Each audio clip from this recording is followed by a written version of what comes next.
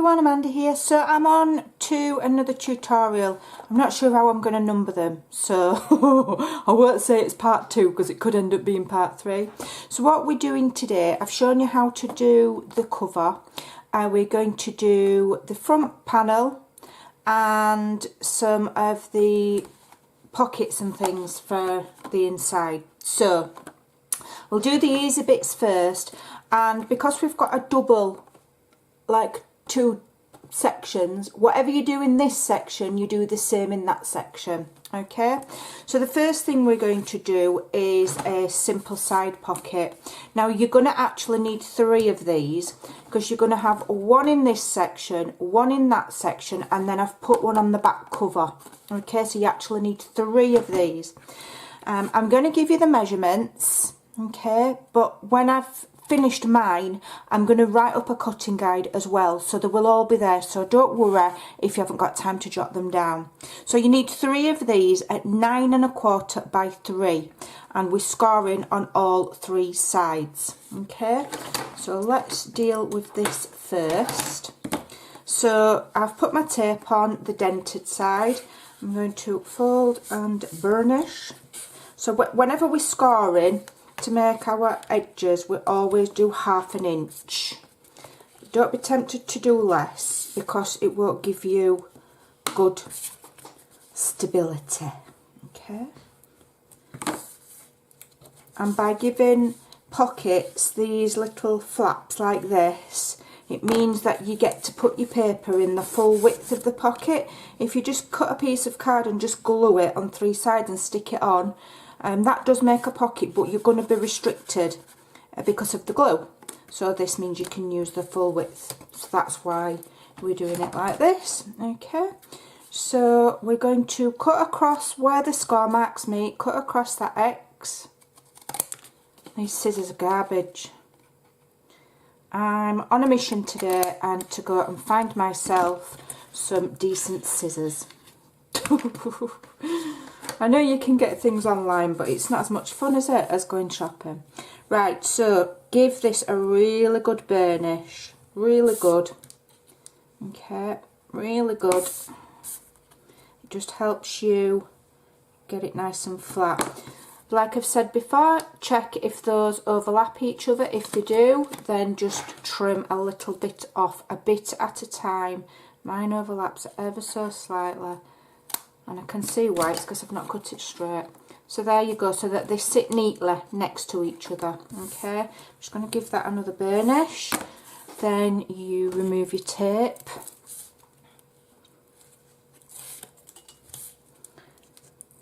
Okay. So I'm going to start off with the easy bit, and then we're going to go on to the front panel, which is going to be a little bit more complicated. So this is your front. I've written on mine front and back. Okay, so they don't get confused and do things upside down. I've already added my pockets and what we're doing today in the back section. So what you want to do is open your front cover like that. We've got this big spine that we're going to attach our pages and other elements to. This wants to go on this side. Okay, so open your front cover opposite to your spine. It wants to go there. Now you don't want it right on the score line. Okay, you want it just a hair of a whisker away from the score line, so that this doesn't, you know, impinge on your score line. So you can fold your whole entire journal out at this point still. Okay, and what you want to do is, this is going from top to bottom, so it's the full length. Okay, so get one corner first of all, and you don't want it like a full 1/8 of an inch or 1/4 of an inch, just a little bit away, so that it's not gonna sit inside that score line. Okay, so just start at one end, go flush up to the edge of the cover and get that on. Mine's not on straight. Get it on as straight as you can.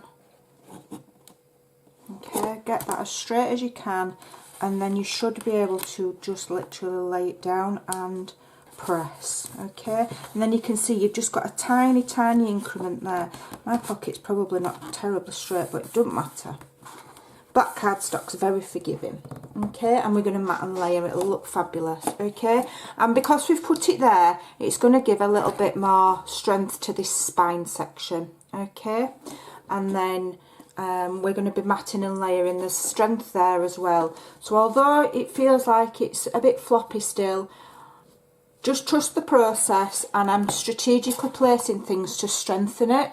Okay, so that it's a quick and easy way of making this type of project without having to start wrapping chipboard, which can be laborious, you know, and it's easy to not get perfect. So then what you're going to need, so you're going to put one there, okay, yeah, and then when you've done, you're going to put one in the same position in the back journal, okay, and then that's going to be your back cover. You want to put one on the back cover. Now I've put mine on the back cover on the edge of the, you know, on the edge of the cover. I wanted to put it by the spine again to give stability. But it doesn't matter, don't, you know, whichever way. I had mine upside down. So if you can think on, put your pocket by the spine here, not on the outer edge. But there you go, not to worry. And right on front and back. And when you going and working from the front and adding your pockets to the back, just double check that you're not going upside down, okay? Especially with this bit, doesn't really matter with these, but with these pockets, make sure when you go to the other side that you've got it the right way up. Double and triple check, because it's easy to do with this kind of project. Right, so now we're going to do a stacked pocket, and you want 2 sets of these. So one for the front cover on the first half inside, and one for the inside cover on the second half. When I do the cutting guide, I will write them out page by page so that you know what you're doing. So the bottom part of the stack pocket is 5 7/8 by 3 1/2, and the top part is 5 7/8 by 2 1/2. Okay, now watch carefully because you don't treat them both the same. So the bottom part of the pocket, scored on all 3 sides at 1/2 inch, you want to fold and burnish. Fold and burnish. Okay, again, cut across that X. I'm going to use these scissors because some other ones are a bit rubbish. Okay, but these have got shorter blades, so I've got more chance of... The longer your blades, you're going to get a cleaner cut. But use what you've got. That's what I'm having to do. Check again. Your flaps don't overlap. Mine do ever so slightly, so I just need to trim a little bit more off. Let's have a look. There we go. And that one's fine. I've probably cut a little bit too much off that one. I don't know if you can see, I've cut that one a little bit too much and I've got a bit of a gap. So what I'm just going to do is I'm just going to knock my card there with my bone folder to make sure that you know, just push it a little bit, tap it and push it so that it makes a nice corner. Okay, lots of burnishing, can't stress it enough. Lots and lots of burnishing. It will make your pockets lie flatter, and it will also make it easier for you to get it down. Okay, remove my tape. Now I've measured this just slightly smaller than the cover on the width, just slightly. So I'm looking for my front, we're going to the bottom. So what you want to do is you need to centre this. Now it's not even an eighth of an, it's about an eighth of an inch actually in total. So what you want to do is just centre it, and whatever gap you've got at that side and that side, make sure you've got the same gap at the bottom so that it looks nice. So don't put this flush with the bottom. Okay, it wants to be just up ever so slightly, just so that it looks even. Okay, I'm using tape, so I've got to be careful because once it's down, and I've no chance of getting it back up. So you're just centering it, okay, and then you can commit, okay. And I'm using tape because I've wrapped mine with sellotape. You know, then tape's going to stick to it better than glue. You don't have to wrap yours with sellotape. You'll see that in the first video, I think. And then the second one This is going to stack above, okay? So you don't need to fold on the bottom score line. That is just a guide to show us how far down to push it. So only fold and burnish the two sides. I'm in shot. So you're only folding and burnishing the two sides, and you only need tape or glue on two sides. You don't need any on this, okay? So now what we're going to do, instead of going across the X, we're going to cut this small square away.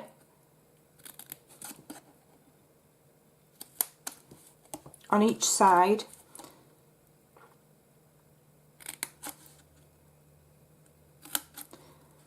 And then this bottom part here, we're just going to taper it ever so slightly, just a little bit. Okay, so taper there and taper there, so that you've got that shape. Okay, then you can remove your tape.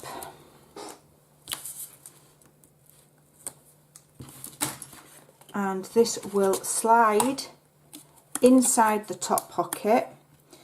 And what you want to do is you want to line the top of this pocket, okay, with your score line, and that will help you get it straight, okay? So slide it in. Make sure that each side is lined up the same, and push it in. And it should only go, you should only be able to push it in as far as that score line because of the cuts we've done. You won't be able to push it in any further, okay?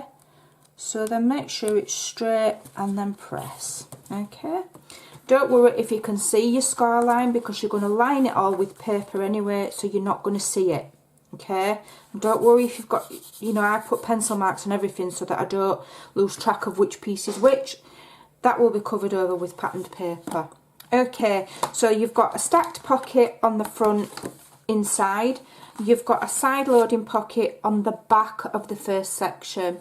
Okay, then you will open your journal again that way, and you've got the same, okay, stacked pocket on the front cover and a side pocket there, and then I've added a side pocket on the back cover. Okay, are you with me?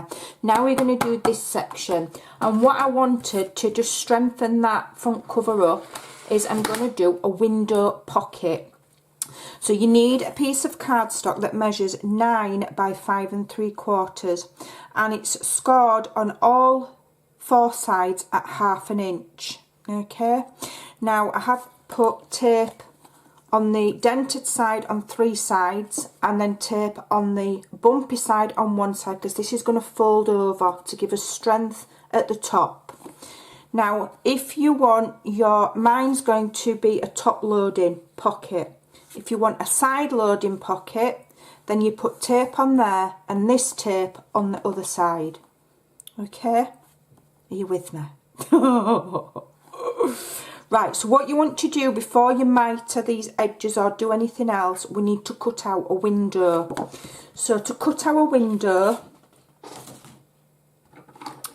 what we're going to do is I'm going to turn it over so that none of my pencil marks show. This is going to get cut out, so I know that's not going to show. Okay, I don't want pencil marks showing on the final thing. So I'm going to turn it over. And I'm going to measure 1 inch in from the side. So no folding, nothing. Measure 1 inch from the side on all 4 sides, and do a pencil mark. Right, so if I use my Tim Holtz ruler, I've got 1 inch there. No, that's 1/2 inch. That's 1/2 inch, Amanda. So if that's 1/2 inch, that's 1 inch there. So I can line that up with there. If you don't have one of these clear rulers with the grids, then do little marks or use a T ruler, and just make sure you've got a 1 inch box on the inside there. Okay, so you're doing that all the way around.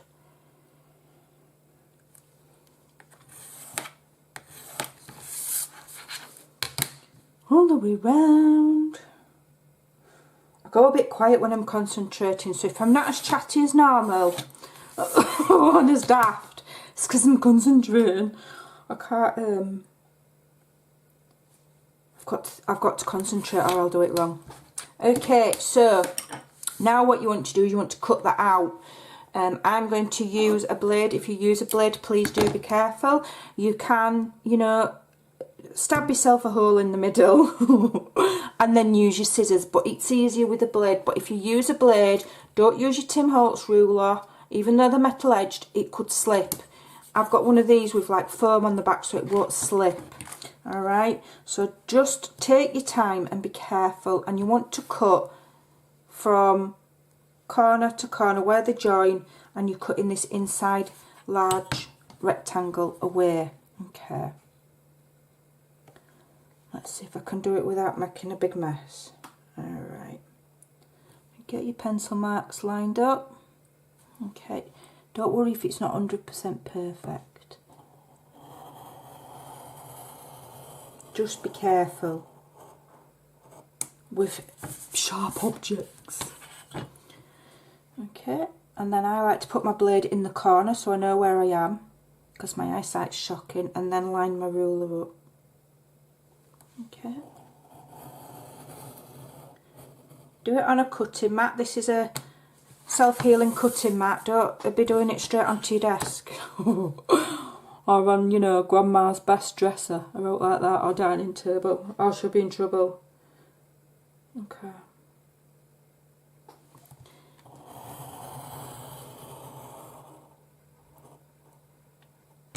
Okay.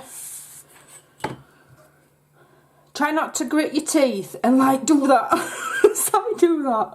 I get really tense for some reason, and I'm pressing down far too hard as well. I'm surprised I don't go through the actual desk. Oops, that's gone skew with. There we go. Right, so that should just pop out now.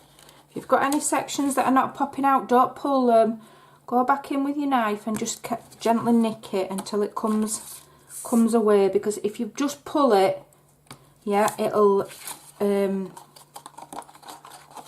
leave a little fud in your card.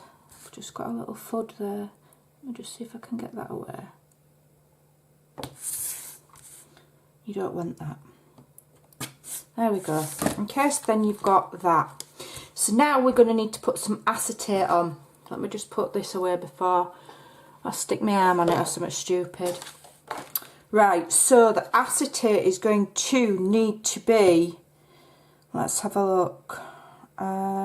So that is 4 3/4. So if we do it about 4 3/8. So 4 3/8 width, 4 3/8, yeah, by 7 and 1 2 3 4 5/8. 7 and 5/8. So 4 3/8 by 7 and 5/8. 1 2 3 4 5. I'm just going to double check that, because I didn't have this measurement ready. I'm doing it as I go. Yeah. 1 2 3. Yeah, that'll be fine. So 4 3/8 by 7 and 5/8. I'll put it in the cutting guide, so don't worry if you don't get to write it. Oh God, I've got a right mess here on my desk. I need a bigger desk. I need like an 18 foot by 35 foot desk. Right, so I've got my acetate. This is just any old acetate. If you can recycle it from a chocolate box from Christmas, all the merrier. So 7 and 5/8. So 1 2 3. So that's the 8th mark after 7 1/2. So that's there. Okay. Measure twice, cut once. If you're not sure, double check, double check, double check. 7 and 5/8 by 4 3/8. So 3/8 is 1 2 3 there. Okay. Make sure it's straight up against your butt bar, as they call it, on your trimmer, to make sure you've cut it straight. Right, let's just move that trimmer out of the way. So let me just triple check before I start sticking it on. Yeah, that's fine. Now, you've only got a very small increment all the way around there. So I'm going to use tiny tape. Let me have a look what I've got. I'm going to use the thinnest tape I've got, which is this one. Okay, because you've not got much of an increment. So use the thinnest tape you've got, or use glue. If you use glue, do it on the very far edge of your window sheet and use it sparingly, very, very sparingly, and then tap your window sheet onto it and then just go away and leave it to dry, because if you smudge on the acetate, it'll look like a dog's dinner. So what size is this tape? This is it's about an I don't know what that is. I don't know what size this tape is, to be honest. Let's have a look. It's smaller than 1/4 of an inch. Is it? No, it's 1/4 of an inch. 1/4 inch tape. I'm using red line tape because in my imagination it's a bit stronger. Okay. Right at the edge of the acetate, as close to the edge as possible, because what you don't want is, when you've stuck that down, you don't want any of this tape showing through your window, or else it'll look a mess. Well, it won't look a mess, but it won't look as brilliant, you know, as good. Okay, and there, all the way to the edge.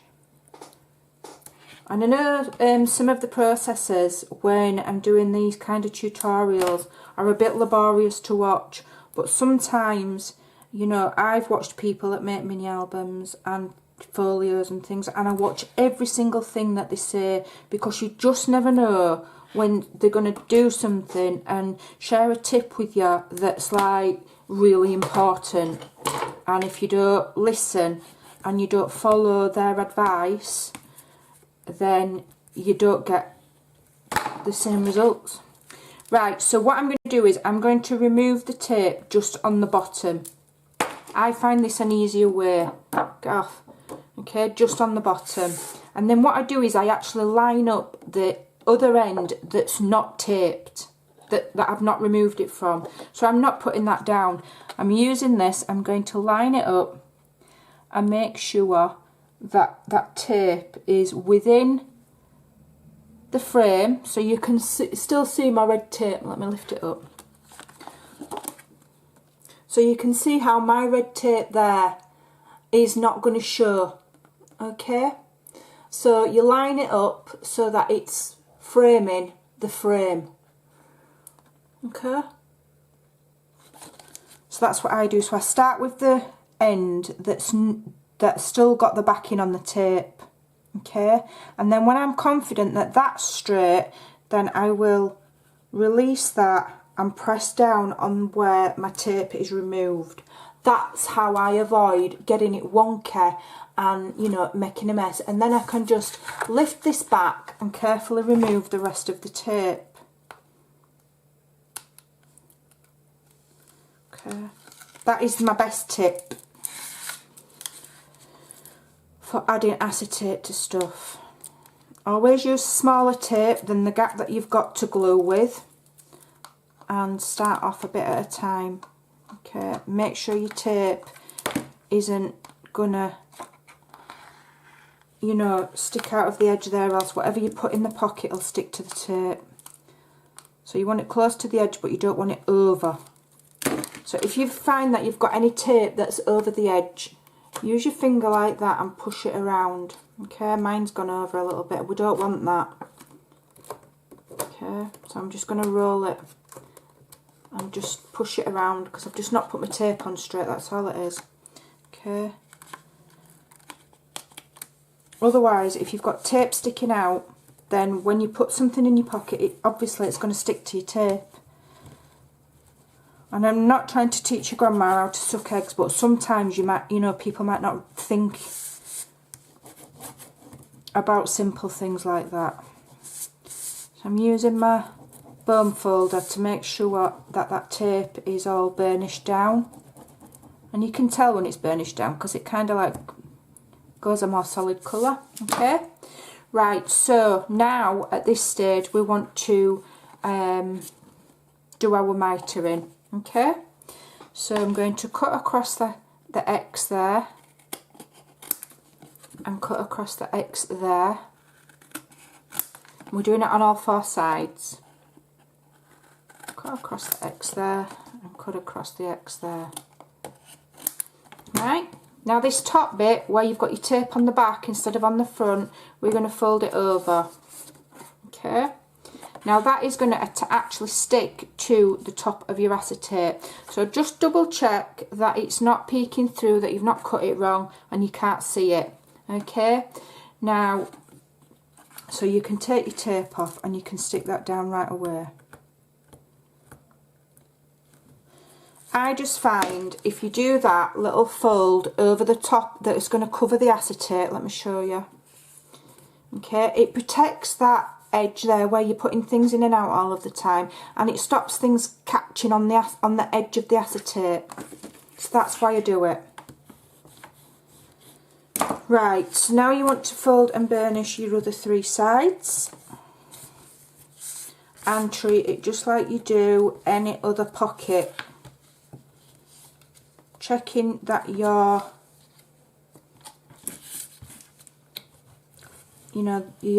intersecting flaps don't overlap there and there, and I've cut mine pretty good this time. Okay, give it a really good squeeze because you want it to sit flat. Alright, then remove the tape. Now what I will say is, if you're not confident at getting it straight, use glue, because this is going to, I'm just going to show you before I put it on, it has been measured just ever so slightly smaller than the cover, okay, so that you've got a small increment all the way around. Alright, so when you put it on, you want to centre it top and bottom and side, so you want the same gap top, bottom and side. Okay, and have it more towards this side than the spine side. Okay, so do your spacing there. Look top and bottom. If you've got it centered, you'll soon see you've got about 1/8 of an inch. Okay, in fact you've got 1/8 of an inch because that's what I've measured. I'm just going to burnish this again because I really want this to sit nice and flat. Remove my tape. Okay. Remove the tape. I don't know if you can hear my dog snoring. Snoring his head off. Right, so I know that it's about 1/8 of an inch, so I'm looking at the bottom. I'm going to get my bottom 1/8 of an inch and then make sure it's straight, and then I'm looking at the side there, 1/8 of an inch. I'm happy with that. Is it straight? Making sure it's straight, and then I'm going to commit. Okay, and that is now my front cover. I've left the word front on there, but I can mat it with paper. We can just slide some paper in there. Okay, it's really important that you mat inside your pockets. The reason being, if you don't mat inside your pockets, you've got the flaps either side. Again, things can catch. That's why we mat inside the pockets. Okay? You don't have to. I'm just saying.